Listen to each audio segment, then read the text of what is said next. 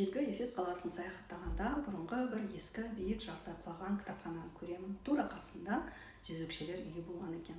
Оның кіреберісінде аяқтың ізі тұр. Еркектер бұл үйге кіру үшін сол аяқтың ізіне қояды екен. Егер өлшемі сол аяқтың ізімен сай келсе, немесе одан үлкен болса рұқсат, ал кіші болса рұқсат жоқ дегенді білдіреді. Бұны көріп алып бірден арама келеді. Бұл еркектер кітапханаға барамын деп қыздарға барады екен ғой деген сияқты. Бүгінгі сіздерге айтайын дегенім измена тақырыбы өте ауқымды, өте күрделі тақырып.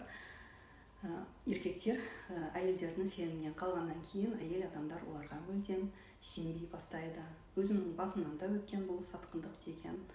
Қыз-келіншектерге айтарым, бұндай кезде ерлеріңіздің артынан оларды аңдып, өздеріңіздің еріктеріңізді тоздырмай, тек қана фокус өзіңізге қойыңыз, проработка өтіңіз, терапия өтіңіз.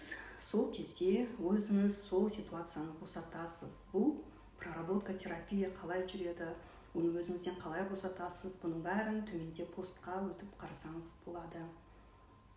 Егер сіз осы мәселеден арылып, өзіңізден осы ситуацияны босатқыңыз келсе, измена сөзін қалдырыңыз.